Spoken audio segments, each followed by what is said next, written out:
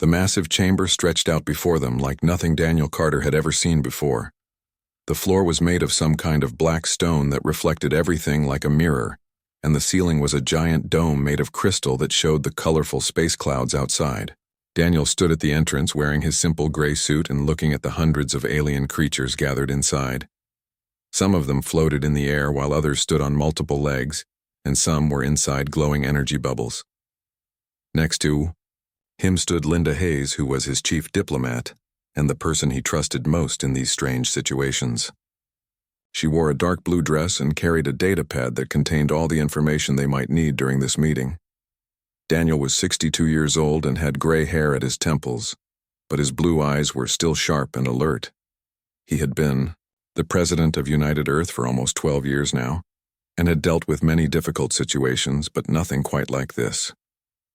8 years ago, humanity had made first contact with alien life and discovered that the galaxy was full of civilizations much older and more advanced than theirs. For 8 years, Earth had been trying to prove that humans deserved a place among these galactic powers.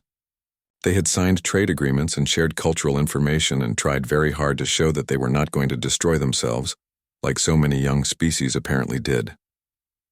Linda leaned close to him and whispered in his ear. She reminded him that most of these aliens looked down on humanity as children who had barely learned to walk among the stars. She told him to let them think whatever they wanted because underestimating humans had always been a mistake that others regretted. Daniel nodded slightly but did not say anything as they began walking down the long path toward the center of the chamber. Their footsteps echoed in the enormous space, and Daniel could feel hundreds of alien eyes watching their every move. At the center of the chamber stood a tall creature that looked like it was made entirely of living crystal. The light passing through its body created rainbow patterns on the floor around it. This was Zethrid, who was the speaker of the Galactic Council and one of the most powerful beings in known space. Zethrid raised what might have been its hand, and suddenly every sound in the chamber stopped. The silence was so complete that Daniel could hear his own heartbeat. When Zethrid spoke, its voice came through small devices that everyone wore, and translated the words into whatever language each person understood. Zethrid welcomed the human delegation and said that their species had shown remarkable progress in a very short time. The Council had reviewed the application that Earth had submitted and found their civilization adequate for provisional membership. Daniel felt his jaw tighten when he heard the word adequate, but he kept his face calm and neutral. Linda had warned him that this might happen because the Galactic Council ranked every species based on how advanced their technology was, and how long their civilization had existed, and how powerful their military forces were. Humans ranked near the bottom in all of these categories, which meant that most aliens saw them as primitive newcomers who should be grateful just to be noticed. But then, Zethrid said something that was not supposed to happen according to the schedule they had been given. The crystal being said that before they could continue with the membership ceremony, there was a matter that needed to be explained and clarified. Daniel felt Linda tense up beside him because this was clearly not part of the plan they had prepared for. A holographic image suddenly appeared floating in the air above the center of the chamber. It showed the solar system with the sun at the center and all the planets orbiting around it. Then a red marker appeared on Mars, which was the fourth planet from the sun. Zethrid explained that 3 months ago humans had built a military installation on Mars, and this installation included weapons platforms that were pointed up toward space. The Council found this concerning and wanted to know why. Whispers and strange sounds began spreading through the crowd of aliens as they reacted to this news. Daniel noticed that several species seemed particularly upset or angry about what they were hearing.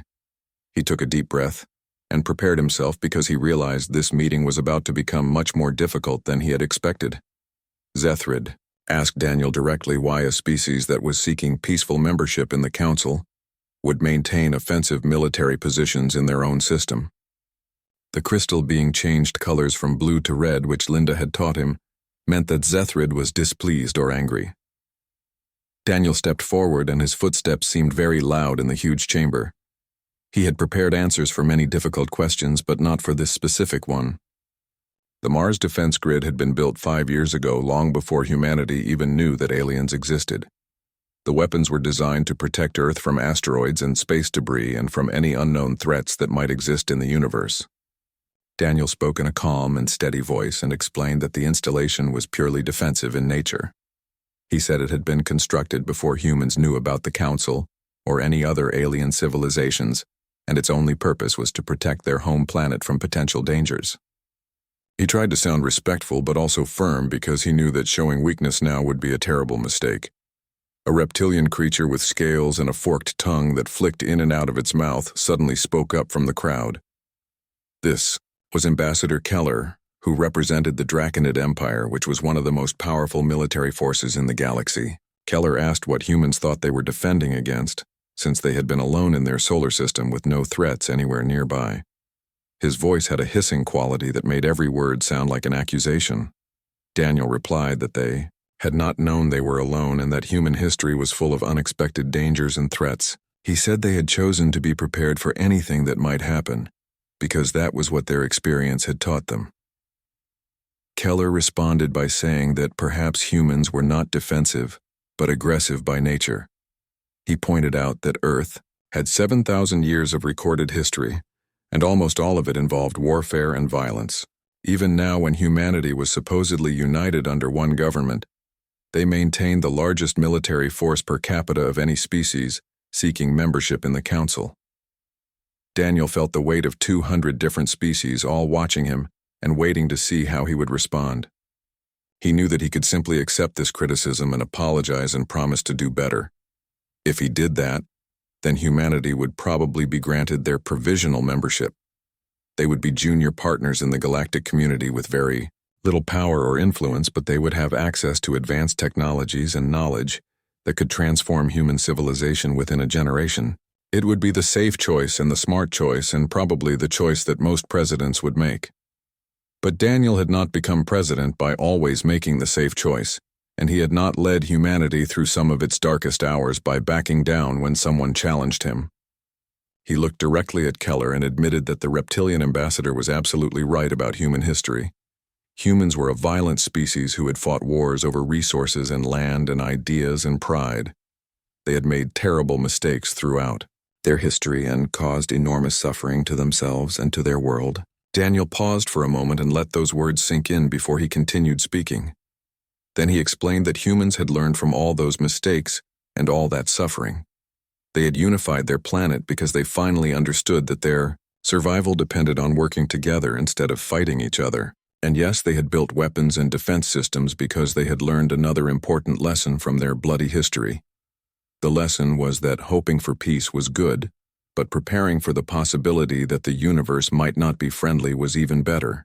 Daniel spoke clearly and without apology, because he meant every word he was saying. The chamber erupted in chaos as hundreds of aliens began talking all at once in their various languages.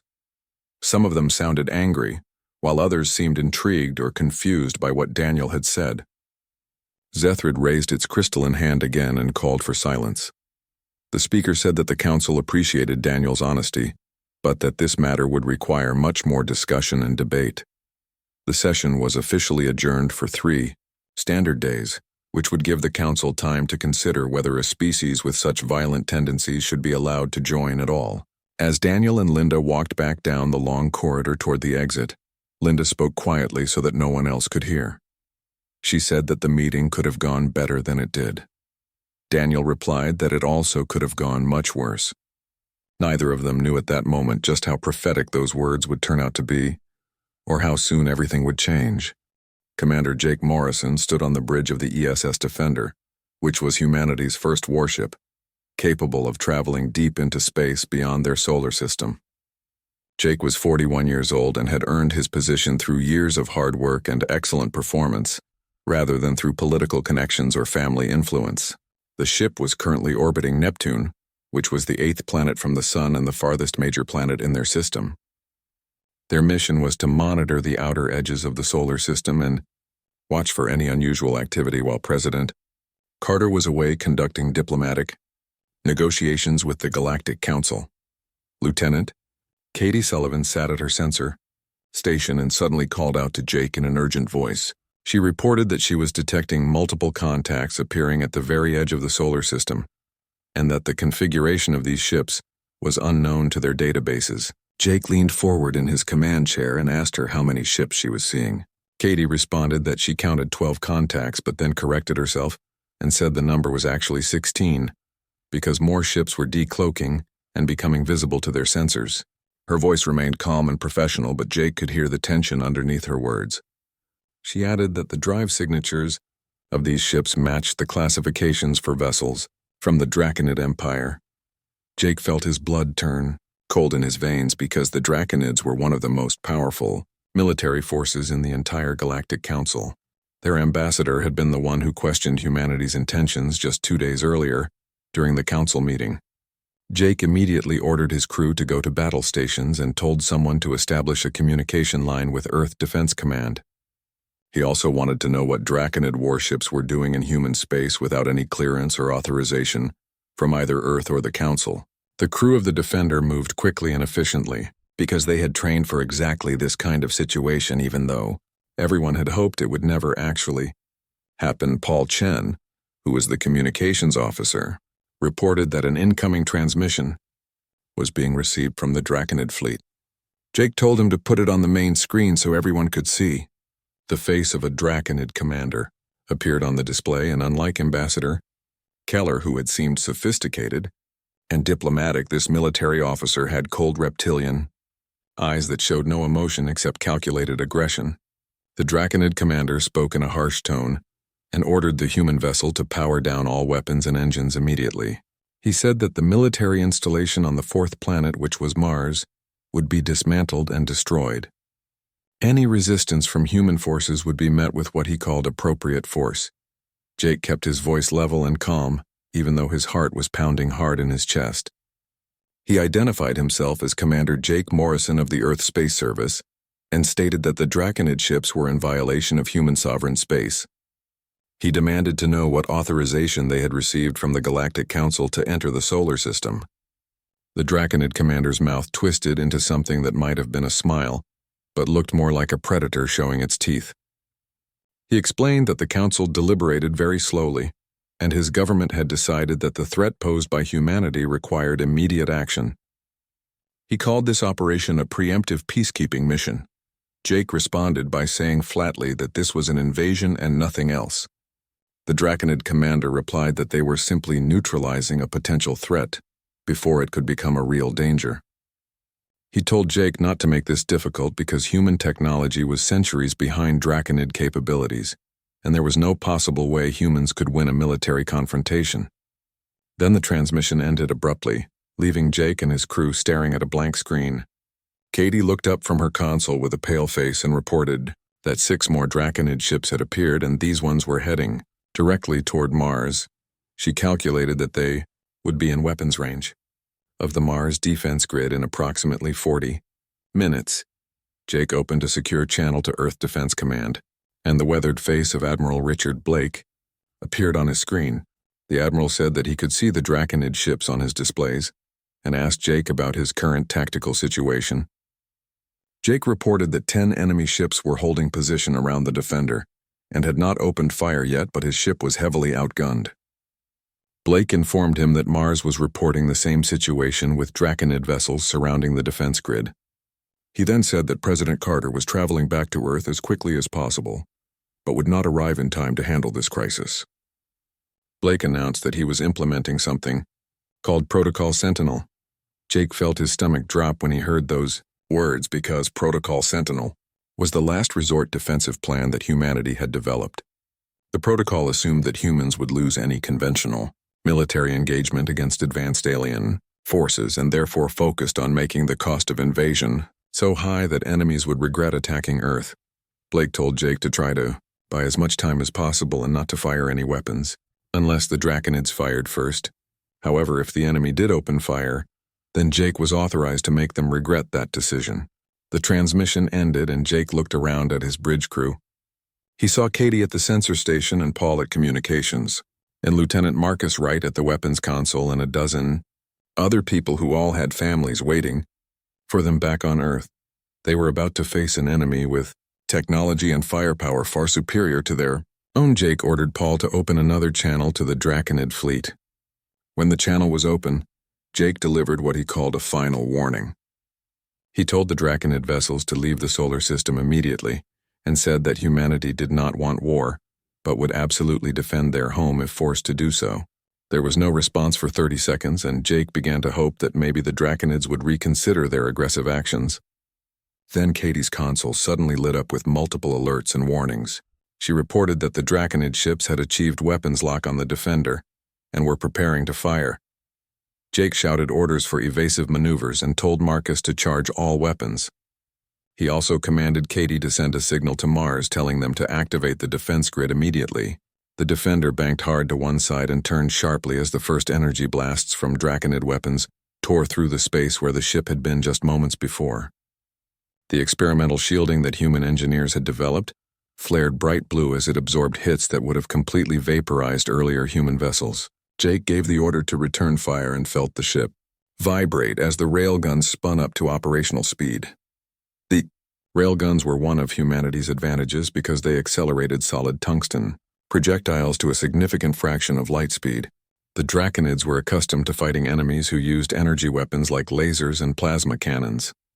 They had not anticipated that humans would use what amounted to very advanced bullets traveling at incredible speeds. 3 tungsten slugs punched straight through a Draconid cruiser's shields and tore massive holes in its hull. Marcus reported with grim satisfaction that the target was confirmed hit and was venting atmosphere into space, which meant the crew inside was probably dying. But the small victory did not last long because the Draconid fleet quickly adjusted their tactics. The enemy ships spread out in a coordinated pattern and began focusing their fire on the Defender from multiple angles. The human ship took hit after hit, and Katie reported that their shields were dropping rapidly from 30% power to 20%. She added that the Mars defense grid had become active and was engaging the Draconid invasion force. Jake pulled up a tactical display that showed the battle around Mars. The installation there was performing better than anyone had expected, but it had been designed to destroy large, slow-moving objects like asteroids rather than fast, maneuverable warships. Still, the Mars weapons were buying valuable time. Paul announced that a message was coming in from Admiral Blake. The Admiral said he was activating the weapon, which were the only 2 words that Jake needed to hear. He immediately ordered all human ships to make emergency jumps to pre-designated coordinates. The Defender's experimental faster-than-light drive engaged with a sound like reality tearing apart, and the ship vanished from Neptune orbit just as 4 Draconid vessels converged on the position where it had been. 3 light minutes away, which was the distance light could travel in 3 minutes. Admiral Blake sat in a command center buried deep beneath the Rocky Mountains in Colorado. Around him, display screens showed the Draconid fleet advancing on both Mars and Earth. The ESS Guardian, which had been defending Mars, had just been destroyed in a brilliant flash of superheated plasma. 16 crew members had died. Instantly, Blake asked quietly about the weapon status, and his weapons officer, Lieutenant Colonel Amy Foster, reported that it was charged and ready to fire with targeting solutions locked on enemy vessels. Blake had served in the military for 40 years and had made many difficult decisions, but this was different from anything else. He gave the order to fire in a voice that showed no emotion. The emergency session of the Galactic Council was called within hours of the battle in human space. Daniel Carter stood once again in the center of the enormous chamber, but everything felt different this time. There were no polite greetings or diplomatic courtesies waiting for him. He was surrounded by 200 alien species, and the mood in the chamber was openly hostile. Many of the delegates were making angry sounds in their various languages, and some were pointing at him with whatever appendages their species used for gesturing. Linda Hayes stood beside Daniel, and both of them were isolated in the middle of a sea of alien anger and suspicion. Zethrid's crystalline body was pulsing with angry red light that made rainbow patterns dance across the dark floor. The speaker's voice boomed through the translation devices and accused Daniel of deploying weapons technology that was forbidden by galactic law. Zethrid said the evidence was completely clear and could not be disputed. Particle annihilation beams were banned by something called the Treaty of Vega Prime, which humanity had agreed to respect when they applied for council membership. Daniel replied in a voice that echoed through the vast chamber and said that humans had deployed those weapons only in self-defense against an unprovoked invasion of their home system. Zethrid responded by saying that the Draconid Empire claimed they were conducting a lawful military operation to neutralize a threat to galactic peace and stability. Daniel felt anger rising in his chest and stated clearly that if that was the Draconid claim, then the Draconid Empire was lying. The chamber exploded with noise as dozens of delegates surged forward, and their translation devices blared out protests and accusations in 100 different languages. Daniel stood his ground without moving, and Linda remained at his side. They were completely alone, facing the combined anger of the most powerful civilizations in the galaxy. Ambassador Keller moved to the speaking platform with his reptilian body undulating in a way that showed aggression. He said that Daniel spoke with the characteristic arrogance of his primitive species. He claimed that humanity had revealed its true nature by building illegal weapons and hiding them throughout their solar system, and then deploying them without any hesitation. Keller argued that humans were exactly the kind of threat that his government had warned the Council about. Daniel shot back and said that the Draconid government had invaded human sovereign space without any authorization from the Council. He added that Draconid ships had fired first and that humanity had complete sensor logs and communication, records and testimony from multiple witnesses that proved this fact. Keller made a hissing sound and suggested that such evidence was convenient and could easily be fabricated by a species trying to hide their guilt. Zethrid's voice cut through the argument and commanded both of them to stop. The speaker said that the council would hear all evidence before making any judgment. Zethrid told Keller to present his case to the assembly. For the next hour, Daniel was forced to stand and listen, while the Draconid ambassador constructed a narrative that mixed truth and lies together so skillfully that it was hard to tell where one ended and the other began. According to Keller's version of events, the Draconid Empire had received intelligence reports about illegal weapons development in human space. They had approached the solar system peacefully in order to investigate these reports. Human warships had opened fire without any warning or provocation. The Draconids had only defended themselves and then been attacked by weapons of mass destruction that violated the most fundamental laws of galactic civilization. Was a masterful performance that made the Draconids look like innocent peacekeepers and made humanity look like aggressive warmongers. Daniel could see many council members nodding in agreement as Keller spoke. When the Draconid ambassador finally finished, Zethrid turned toward Daniel and told him that he could now present his defense. Daniel stepped forward into the center of the chamber where a circle of light marked the speaking position. He had spent the entire journey back to council space preparing for this moment. Linda had advised him to be cautious and to appeal to law and reason, and to try to find some kind of compromise. But Daniel had learned something important during his years in politics, and that lesson was that sometimes the only way to win was to completely change the rules of the game. Daniel spoke in a quiet voice that somehow carried through the entire enormous chamber. He said that he would not present a defense. The chamber fell completely silent, and even Zethrid's pulsing colors stopped moving. The speaker asked if Daniel was refusing to defend himself and his species. Daniel replied that he refused to pretend this situation was about law or treaties or proper diplomatic procedures. He said this was about something much simpler and more fundamental. Daniel paused and then said clearly that the Draconids had attacked the human home. He activated a holographic display that he had prepared during his journey. An image of Earth appeared floating in the air above the center of the chamber. The planet rotated slowly, showing blue oceans and green continents and white clouds. It was beautiful and peaceful and somehow fragile looking. Then the view pulled back to show the entire solar system with the sun at the center and all the planets in their orbits. Red markers appeared showing where Draconid warships had entered the system without permission. Daniel explained that this was the human home and the only world that humanity had ever known. He said that 400,000 years of human history had happened on that one planet. Every person that humans loved and every achievement they were proud of and every hope they had for the future existed in that solar system. More images appeared in the holographic display showing cities on Earth and the colonies on Mars that were barely 10 years old and research stations throughout the system. Each location was marked with numbers showing how many people lived there. Daniel said that 18 billion human beings lived in their solar system. He added that those were 18 billion lives that the Draconid Empire had decided to threaten without any justification. One of the delegates called out and said that humanity possessed illegal weapons. Daniel agreed immediately and said yes, that was true. He explained that humans had built weapons which violated council treaties. These were weapons that humanity had constructed before they even knew the treaties existed. He asked if the delegates wanted to know why humans had built such weapons. Daniel pulled up historical records from Earth's past. Images flashed through the holographic display, showing human warfare throughout the centuries. There were ancient battles fought with swords and spears. There were medieval sieges with primitive cannons. There were world wars with mechanical weapons that killed millions. There were nuclear explosions that had nearly destroyed all life on Earth. Daniel said that this was human history and admitted it was brutal and bloody and filled with hard lessons that humanity had learned through terrible suffering. He explained that one of those lessons was that being unprepared for violence did not prevent violence from happening. Being unprepared only made you a victim. Someone in the crowd shouted that humans were a savage species. Daniel agreed again and said yes, humans had been savage. He added that maybe they still were savage in some ways, but he insisted that humans were not stupid. When humanity developed spaceflight and began reaching beyond their planet, they had asked themselves important questions. What if humans were not alone in the universe? What if there was someone else out there? Would those others be friendly? Maybe they would be. Would they be hostile?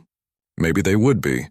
Daniel said that humanity had hoped for the best possible outcome, but they had also prepared for the worst possible outcome because their history had taught them that sometimes peace was not something given freely. Sometimes peace was something you had to be strong enough to preserve and protect. Zethrid stated that humanity had violated the law. Daniel replied that they had violated Zethrid's law but not their own. He pointed out that humans had never agreed to disarm before they even knew that aliens existed. He said that when following the Council's law meant humans could not defend their own home, then humanity chose to protect their home. Daniel pulled up footage from the actual battle. The display showed Draconid ships entering human space and demanding surrender. It showed the first shots fired by Draconid weapons. It showed the destruction of the ESS Guardian. Daniel began reading names slowly and clearly. He said that 16 people had died on that ship, including Laura Hayes and Timothy Clark and Sarah Mitchell, and he continued reading all 16 names. He explained that these people had families and dreams and futures. The Draconid Empire had taken all of that away from them. The chamber was completely silent now as every delegate listened. Daniel could see the expressions changing on many alien faces. Some species were clearly uncomfortable because perhaps they recognized their own histories in what Daniel was describing. He told the Council that yes, humanity had used weapons that the Council considered illegal. He said he was not sorry for using them. The Galactic Council deliberated for 3 full days, while Daniel remained in the human delegation quarters on the Council station. The quarters were comfortable and well-appointed, but they felt like a cage, because Daniel knew he could not leave until the Council reached its decision. Reports arrived constantly from Earth telling him that public opinion among humans was overwhelmingly supportive of his actions and his speech. However, there was also deep anxiety about what would happen if the Council rejected humanity's membership application. Some news commentators were already talking about what isolation from the galactic community would mean for Earth's future. Commander Jake Morrison sent a personal message through secure channels, saying that the entire Earth fleet stood ready to support whatever decision Daniel made. The message ended with Jake saying that no matter what happened, humanity would defend its home. On the morning of the 3rd day, Daniel received a summons to return to the Council chamber. He put on the same gray suit he had worn before, and Linda joined him wearing a dark jacket. Neither of them spoke much as they walked through the corridors of the station. They both understood that the next few hours would determine humanity's place in the galaxy for generations to come. When they entered the chamber, Daniel noticed immediately that the atmosphere had changed. The open hostility from 3 days ago had been replaced by something more complex. Some delegates looked uncomfortable, while others seemed almost respectful. It was hard to read alien body language, but Daniel had learned enough during his time dealing with the Council to sense when the mood had shifted. Zethrid stood at the center of the chamber, and its crystalline form was glowing with a neutral blue color. The speaker raised what passed for its hand, and the chamber fell silent. Zethrid announced that the Council had reviewed all evidence and testimony and arguments regarding the incident in human space. The Council had also examined historical precedents and consulted with legal scholars from 17 different species to ensure their decision was fair and properly considered. Daniel stood straight with Linda beside him and prepared himself for whatever judgment was coming. He had done everything he could and said everything that needed to be said. Now the decision was out of his hands. Zethrid stated that the council had found that the Draconid Empire acted without proper authorization when they entered human space. The military operation conducted by Draconid forces violated Article 7 of the Council Charter. Zethrid turned toward Ambassador Kellor and announced that his government would face sanctions for this unauthorized action. Keller's reptilian features twisted with rage, but he remained silent because interrupting the speaker during a formal judgment would result in even harsher penalties. Daniel allowed himself to feel a small amount of hope because, at least the council was acknowledging, that the Draconids had acted improperly. However, Zethrid continued speaking and said that the council also found that humanity possessed and deployed weapons, technology in violation of the Treaty of Vega Prime. The speaker said this violation could not be overlooked or ignored, regardless of the circumstances. Daniel felt his muscles tense because he knew this was the critical moment. The council could easily decide to make an example of humanity by expelling them and classifying Earth as a rogue civilization. Such a classification would mean that any council member could legally attack human space without consequences. It would leave Earth isolated and vulnerable to any species that wanted to test themselves against the humans who had dared to challenge galactic authority. But then Zethrid said something that Daniel had not expected. The speaker acknowledged that the council also recognized the unique circumstances surrounding humanity's actions. Humans had developed their forbidden weapons before first contact happened, and before they were aware that galactic law even existed. The weapons had been used only in direct response to an invasion of human sovereign space. Most importantly, humanity had shown restraint in how they applied their military force. They could have caused far more destruction, but they had chosen to use only enough power to drive away the invaders. Zethrid's form shifted to a warmer golden color, and the speaker said that Daniel had argued the council's laws should protect species rather than merely regulate them. Zethrid stated clearly that Daniel had been correct in making this argument. The council had failed in its duty to prevent unauthorized military action against non-member species, and this failure had nearly resulted in a catastrophic conflict that could have spread across multiple systems. Several delegates shifted uncomfortably in their seats or whatever they used for seating. Daniel realized that Zethrid was essentially admitting the council had made serious mistakes in how they handled the situation. This was apparently a rare occurrence, because the whispers spreading through the chamber suggested many aliens were shocked to hear such an admission. Zethrid announced the council's decisions in a formal tone that carried the weight of law.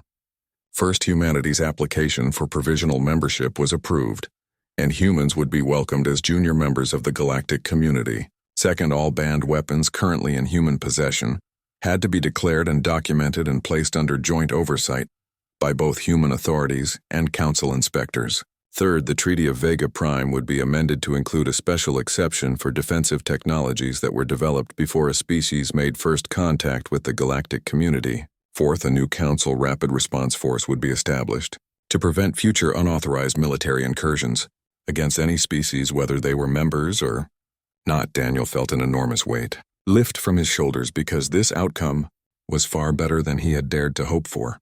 It was not everything humanity wanted, but it gave them membership and protection, and a voice in galactic affairs.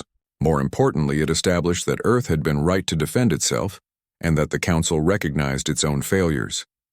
Zethrid spoke again, and its voice took on an almost personal quality, despite the mechanical translation. The speaker addressed Daniel directly, and said that he had spoken harsh truths in this chamber. These were truths that many council members had needed to hear even if they were uncomfortable. Daniel had reminded everyone present that laws without justice were merely tools of oppression. He had challenged the council to be better than they had been and to live up to the ideals they claimed to represent. The crystalline being seemed to bow slightly, which Daniel understood was a gesture of respect among Zethrid's species. The speaker said that the council thanked Daniel for reminding them of their purpose and their responsibilities. Zethrid expressed hope that humanity would help the council become what it claimed to be, which was a true community of civilized species working together for mutual benefit and protection. The chamber erupted with sounds of approval from many different species. There was applause and clicking and buzzing and other noises that Daniel's translator identified as expressions of positive sentiment. Not everyone was happy with the decision, because Keller looked like he wanted to attack something and several other delegates appeared displeased. However, the majority of the council seemed genuinely satisfied with the outcome. As Daniel and Linda left the chamber this time, the experience was completely different from 3 days ago. Delegates approached them wanting to speak. A floating gas being from the Nebular Collective told Daniel that they admired human resilience and determination. An insectoid representative from the Hive Worlds asked if they could request detailed information about kinetic weapons technology for what they called purely theoretical research purposes. A mammalian delegate from the Federated Colonies simply shook Daniel's hand using the human custom they had, learned and said they were glad humanity would be fighting alongside the council rather than against it. Linda pulled Daniel aside as they walked back toward their quarters, through the station's corridors. She told him that he had accomplished something remarkable. Not only had humanity gained membership in the council, but Daniel had actually convinced the council to change their laws and their procedures. Daniel replied cautiously that they would need to see if these changes lasted, because policy changes were easy to make. The real test would be whether the council's culture changed over time to match the new policies. Linda smiled and said that regardless of what happened in the future, Daniel had made history today. He was the first human to join the Galactic Council, and he had done it by telling the most powerful civilizations in the galaxy that they were wrong. Daniel smiled slightly and said that someone wise had once told him that truth was the most powerful weapon anyone could wield. Linda asked who had said that, and Daniel explained it was his 6th grade teacher whose name was Mrs. Peterson. She had given him detention for pointing out that Christopher Columbus had not actually discovered America, since millions of people already lived there. However, she had also told him that he was right to question official narratives and to seek truth, even when it was inconvenient. Linda laughed and said she wished she could have met this teacher. Daniel's expression became quieter, and he said he wished that too because Mrs. Peterson would have loved seeing how far humanity had come. 6 months had passed since the incident that changed everything, and humanity had settled into its new role within the Galactic Council. It was a complicated position that came with both opportunities and challenges. Humans were official members now, but they were still considered junior partners with limited influence. They had earned respect through their actions, but they also faced suspicion from species who worried about human unpredictability. Most significantly, humanity had made a powerful enemy in the Draconid Empire who would not forget or forgive what had happened during the battle in Earth's solar system. President Daniel Carter stood in the observation deck of Earth's newest orbital station and looked down at the blue and green planet that was his home. The station had been built using a combination of human engineering and alien technology that the Council had shared through various exchange programs. It represented everything that humanity's future could become by taking the best innovations that the galaxy offered while maintaining their own unique identity and independence. The station orbited high above Earth's equator and provided a perfect view of the planet slowly rotating below. Daniel came here often when he needed to think because seeing Earth from space reminded him why everything they had done mattered. Linda Hayes approached from behind and told Daniel that the Draconid ambassador wanted to arrange a meeting. Daniel turned away from the window and asked what Keller wanted to discuss. Linda explained that the ambassador had not provided specific details, but his tone in the message had been different from before. Instead of the usual hostility, there had been something almost businesslike in how Keller communicated. Daniel found this interesting and told Linda to arrange the meeting. He specified that it should take place in a neutral location with full security present. Linda nodded and said she would make the arrangements immediately. The meeting was scheduled for 3 days later in a conference room on the council station. Keller arrived alone without his usual group of assistants and guards, which was highly unusual for a Draconid diplomat. He looked older somehow, with his scales appearing duller than Daniel remembered. The reptilian ambassador settled into a chair that had been specially designed to accommodate his body type. He looked directly at Daniel and said that he wanted to thank the president for agreeing to meet. Daniel replied simply by asking what he could do for the ambassador. Keller was silent for a long moment, and his forked tongue flickered in and out in what Daniel had learned was a sign of internal conflict or uncertainty. Finally, the ambassador spoke and said that he had come to offer something that Draconids were not accustomed to offering. He said he was there to apologize. Daniel kept his expression neutral and told Keller to continue. The ambassador explained that his government's actions had been unauthorized by the council, as everyone now knew. However, Keller admitted that he had personally supported the decision to invade human space. He had believed that humanity represented a threat that needed to be eliminated before humans grew too powerful to control. He stated clearly that he had been wrong in this belief. Daniel asked whether Keller was wrong about humans being a threat, or wrong about the method chosen to deal with that threat. The ambassador seemed frustrated and said both and neither at the same time. He explained that human behavior confused him deeply. Humans were violent, yet they showed restraint. They were aggressive, yet they pursued diplomatic solutions. They built terrible weapons, but they hesitated to use them. Keller said that in Draconid history, strength and aggression had always been linked together. The strong conquered while the weak submitted, and that was how the Draconid Empire had been built over thousands of years. However, humanity had demonstrated something different, and Keller was struggling to understand it. Daniel said quietly that humans contained contradictions. He explained that this was perhaps the defining characteristic of his species. Keller leaned forward in his chair and said that was exactly what made humans so difficult to predict and therefore so dangerous. Daniel replied that it also made humans potential allies rather than just enemies. He pointed out that species who could not be easily predicted were species who could adapt to new situations and find creative solutions to problems. Keller's tongue flickered again, and he reached into a pouch attached to his body. He withdrew a small crystal that glowed with internal light and placed it on the table between them. The ambassador explained that this was a memory stone containing records of the 16 Draconid soldiers who had died during the battle. He said the crystal held their names and information about their families and their personal hopes for the future.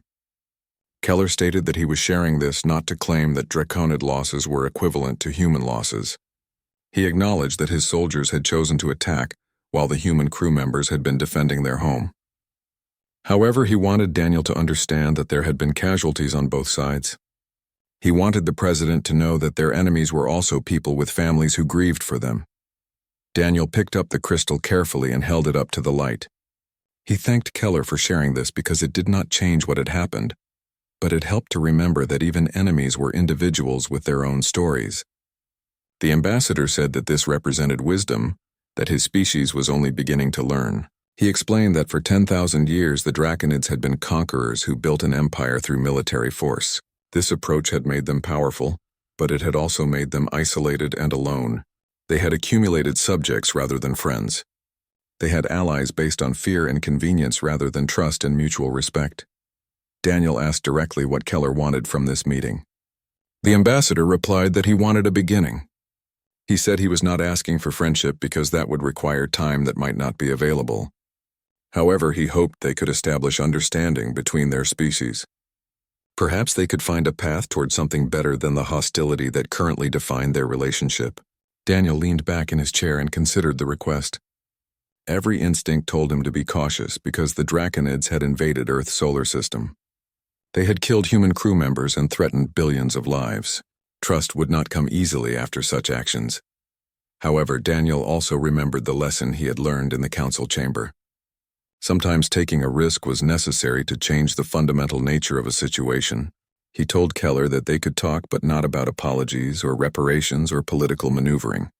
Instead, they should discuss what kind of galaxy they wanted to create. They should explore what kind of council they wanted to be part of. Then they could determine if there was any common ground between their two species. Keller agreed to these terms, and they spent the next 3 hours in conversation. It was awkward at times and occasionally tense, but it was also surprisingly productive in unexpected ways.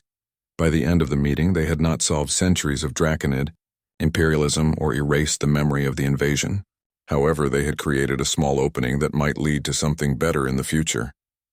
As Keller prepared to leave, he paused at the door and spoke again. He said that humans had a saying about speaking softly while carrying a big stick. He told Daniel that he finally understood what that phrase meant. The combination of diplomatic speech with obvious military capability was more powerful than either element alone. Daniel replied that humans had another saying, which was to trust but verify. He said humanity was willing to work toward better relations with the Draconid Empire, but they would keep their weapons ready, just in case they were needed.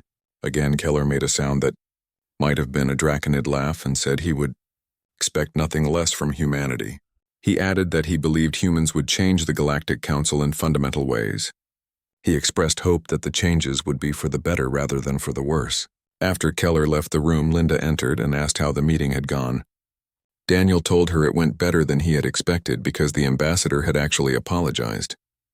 Linda asked if Daniel believed the apology was sincere. He thought about the question carefully and said that he believed Keller was personally sincere. Whether the Draconid government as a whole shared these views remained to be seen. The future would reveal if this meeting led to real change. Linda asked what humanity should do going forward. Daniel replied that they would do what humans had always done. They would hope for the best possible outcome, but prepare for the worst possible scenario. They would work toward making the galaxy a little bit better than they found it. Back on Earth, construction projects continued in multiple directions simultaneously. New defensive installations were being built to protect against future threats, but scientific stations and cultural centers and trade ports were also being constructed. Humanity was preparing two different futures at the same time. One future cast them as warriors ready to defend their home against any aggressor. The other future showed them as productive members of a galactic community contributing to shared knowledge and prosperity. In the colonies on Mars, young human students studied together with alien students through holographic communication systems.